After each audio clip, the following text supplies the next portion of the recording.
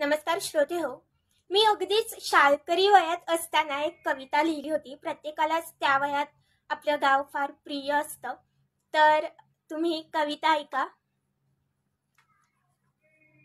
कवितेचं शीर्षक आहे माती कोकणची. परशुरामाने सजवली कोकणची माती, निसर्ग देत आहे माया त्याच्या काळजातली. माथी वरुण राजाचा हात घाली हिरवळीला साथ, आंबट गोड इथल्या नात्यांचा स्वाद, मनमुराद घ्यावा निसर्गाचा आस्वाद. सणांमध्ये नसे आनंदाला तोड, माणसं कोकणी समाधानी आणि गोड.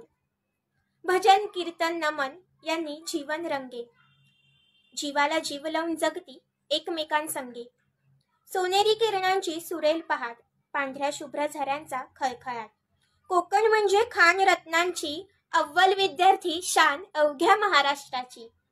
भाताची शेती पाटाचं पाणी, परतताना मात्र मेघ दाटले नयनी. फिरा लंडन स्वीडन जर्मनी, परी आस लाल मातीची सुमनी. लाल काठ हिरवा गालीचा, अनोखा आविष्कार मयूर नृत्याचा. हिऱ्यांचा सागर श्रावण सरी, वसुंधरा नटली नेसून शालू भरजरी. नारळ काजू नि आंब्यांच्या बागा, त्यात गुंतलाय मायेचा अतूट धागा.